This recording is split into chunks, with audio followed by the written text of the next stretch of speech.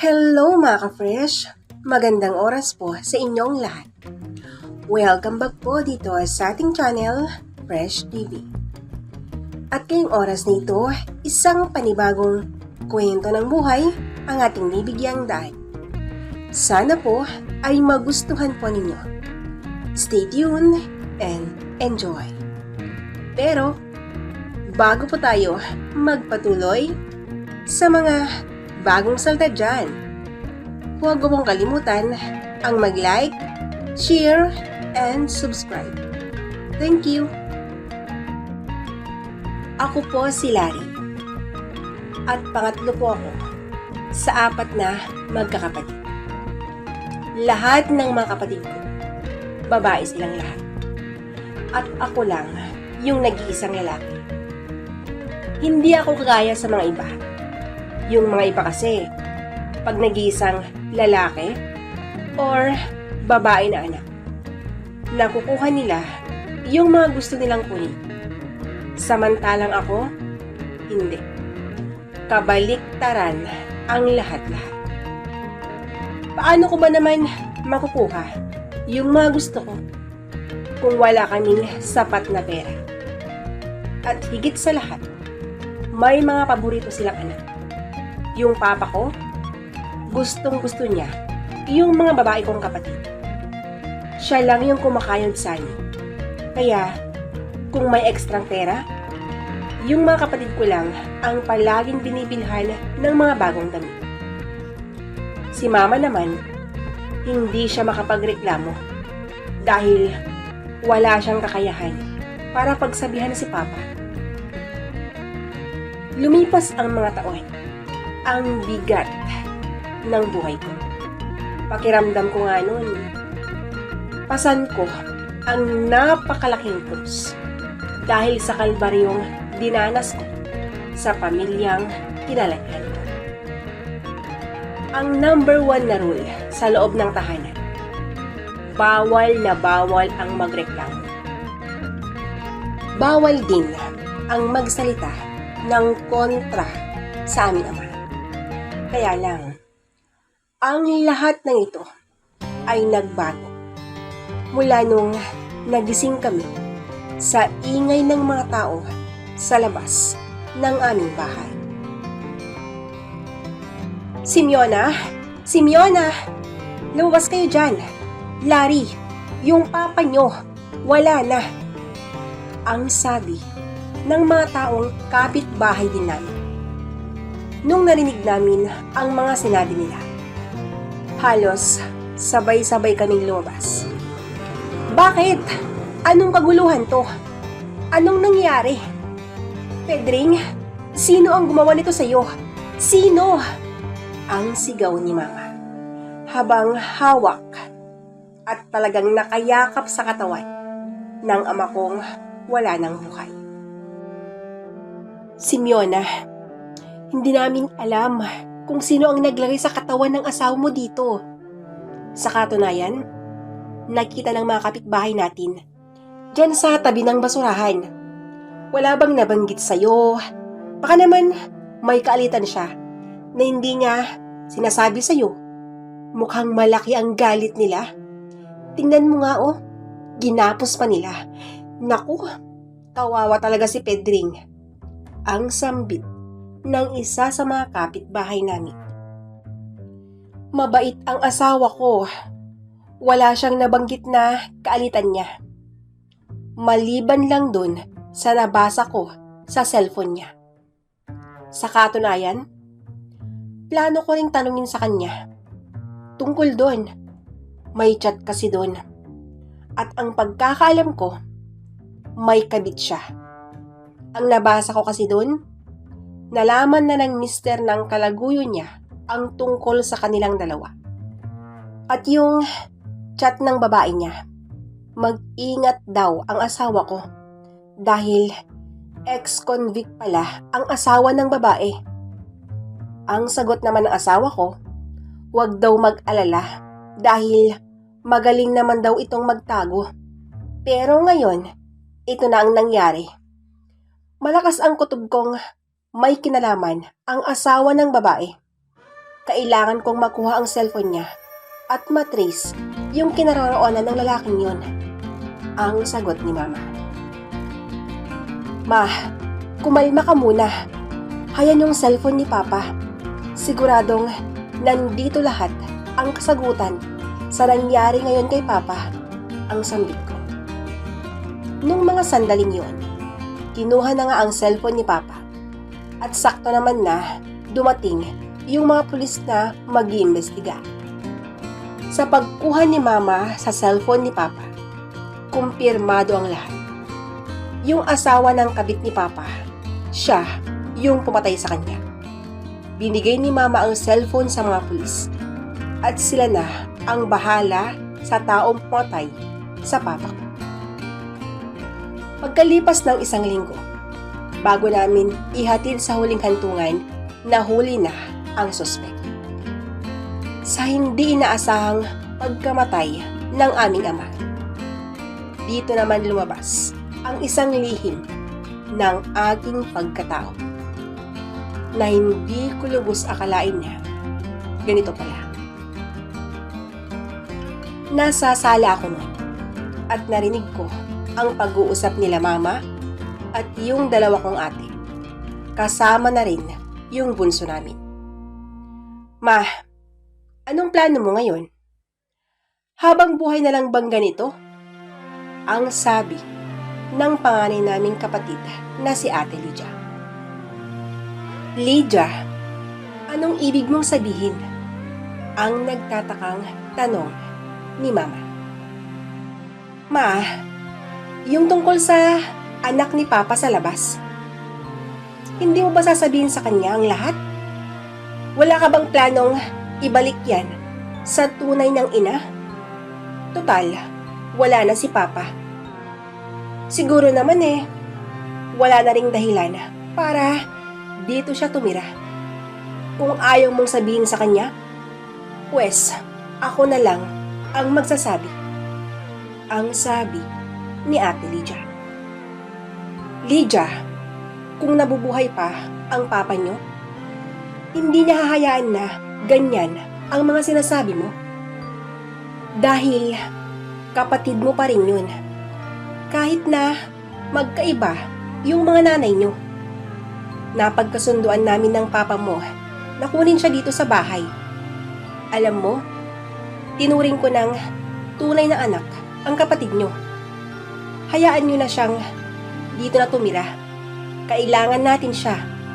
Hindi naman pabigat si Larry sa buhay natin . Babae tayong lahat. Siya na ang pumalit sa ama nyo. Ang sagot ni Mama. Ma, wala ka bang pakiramdam? Manhid ka ba? Anak ni Papa sa ibang babae ang taong pinatira mo dito. Hindi ka man lang ba magalit?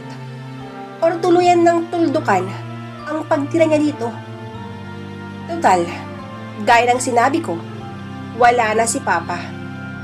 Ang gusto ko lang sana, umalis na rin yan. Ayaw ko nang makita ang pagmumukha niya. Ang sigaw ni ate. Sa mga salitang binitawan ni Ate Lydia, hindi na ako nakatiis. Lumapit na ako sa kwarto at walang pasabing binuksan ko yun. Ma, bakit po ganun? Ang buong akala ko, ikaw ang tunay kong ina. Bakit nyo nilihim ang tunay kong pagkatao? Ma, may karapatan din po akong malaman ang lahat-lahat. Bakit ganun? Ang mangiyak-ngiyak na tanong. Ay, salamat naman, Larry. At narinig mo pala yung pinag-uusapan namin dito. Oo, hindi ka anak ni Mama. Dahil bunga ka lang naman ng isang pagkakasala. Pagkakasala na walang kapatawaran. Alam mo, kung ako lang yung masusunod, noon pa lang, hindi ko na hinayaan na tumira ka dito. Anak ka lang ni Papa sa labas. Wala kang karapatan dito. Ngayon na alam mo na ang tungkol sa pagkatao mo, Larry, Baka naman, pwede ka nang umalis dito. Ayaw ko na kasing makitang pagmumukha mo eh. Umalis ka na, Larry. Ang galit na sabi ni Ate Lydia. Yun ba ang gusto mo, ate? Huwag kang mag-alala. Hindi na kailangan na ipagtabuyan mo ako. Aalis ako. At salamat sa lahat, ma. Ang maikling sagot ko. Lydia, Larry, pwede ba? Huwag na kayong mag-away. Lydia, huwag mong pagsabihan yung kapatid mo ng ganyan. Kapatid mo pa rin yan. Kahit na bali-balik na rin ang mundo. Magkapatid kayo sa ama. Sa ayaw nyo man o sa gusto nyo. Huwag nyong kakalimutan yan. Lydia, Larry, ang malungkot na sabi ni Mama. Ma, kahit anong sabihin mo, hindi ko kayang tanggapin ang taong ito bilang kapatid.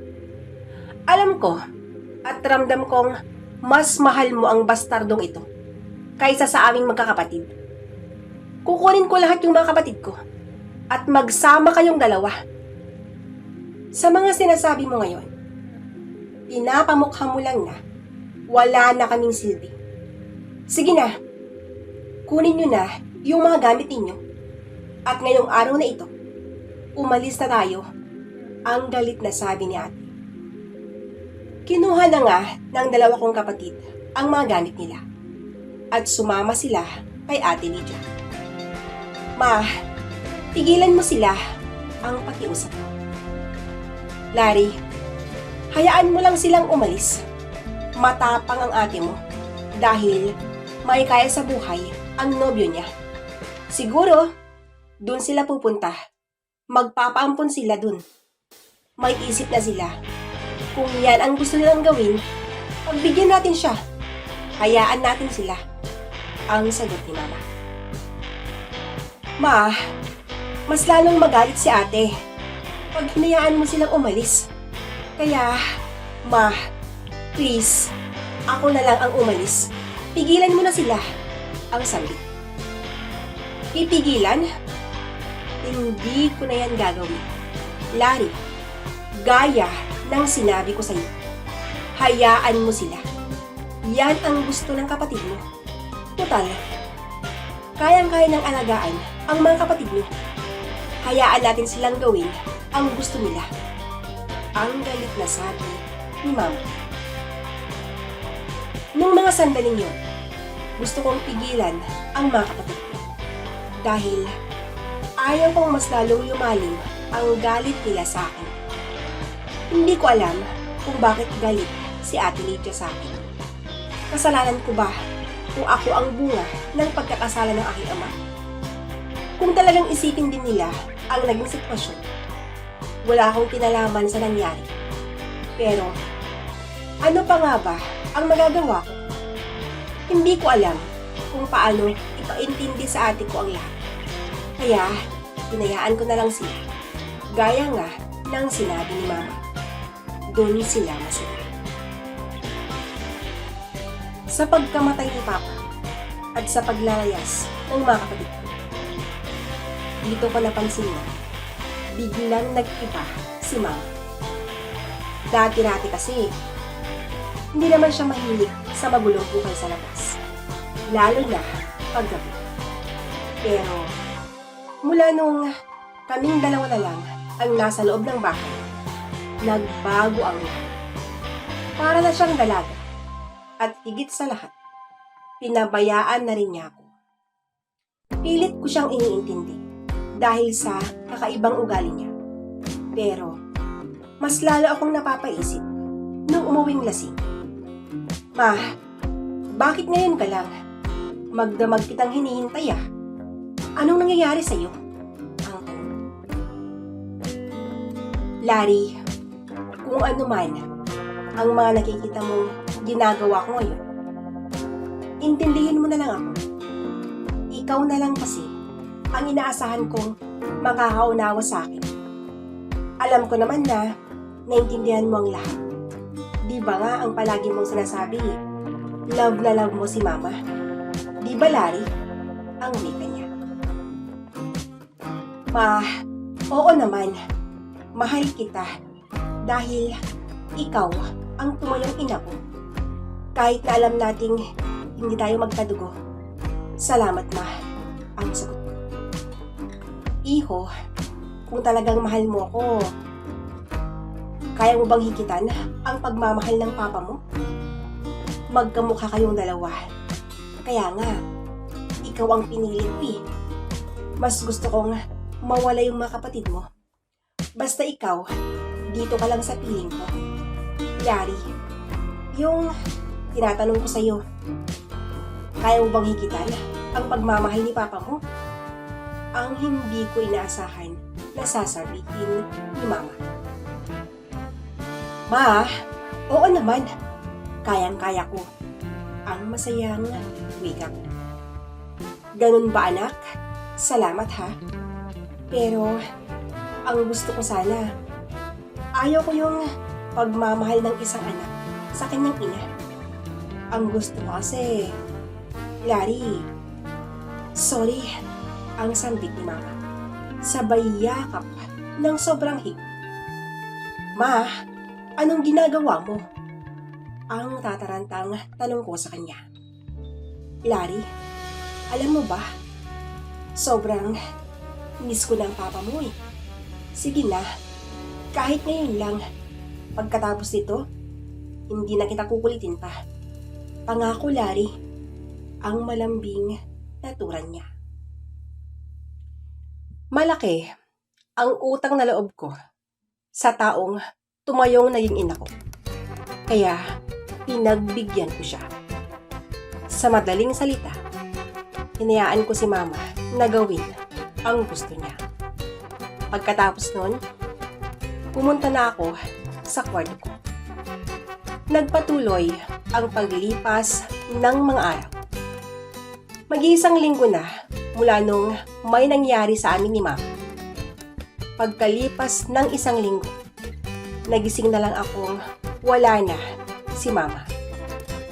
Ayon sa balitang nakarating sa akin, nakita daw nilang may kasamang lalaki. Hindi na ako magtataka kung bakit niya nagawa yun. Kasi alam kong napakatindi ang pangangailangan niya. Ako nga na tinuring niya noon na isang anak, nagawa pa niyang gawin ang hindi dapat. At yun na nga, umalis na si Mama. Nagpasya akong umalis na rin sa bahay na yun. Ayaw ko nang muling maalala ang ginawa ni Mama. Kaya, mas gusto kong umalis na lang doon. At pilitin kong kalimutan ang nangyari sa buhay ko. Sa ngayon, nandito na ako sa lugar na hindi na nila masusundan pa. Yung mga kapatid ko naman sama, hinayaan ko na sila. Hindi na kailangan na ipagsiksikan ko pa ang sarili ko sa kanila. Kung talagang ayaw nila sa akin, ayaw ko rin sa kanila. Si Mama naman, wala na akong balita sa kanya. Hanggat maaari, ayaw ko nang magkaroon pa ng anumang balita or ugnayan pa sa kanya. Gusto ko nang makalimutan ang mapait na nangyari sa aking nakaraan. Patuloy pa rin ako sa pag-move on. Basta ang mahalaga ngayon, masaya ako kahit na ganon ang nangyari. Dito ko na po winawakasan ang istorya ng buhay ko. Lubos na nagpapasalamat, Larry. At yan po, mga ka-fresh, ang kwento ng buhay mula kay Larry. Sana po ay nagustuhan po rin hanggang sa muli. Maraming salamat po sa inyong walang sawang pag-ibig. God bless us all.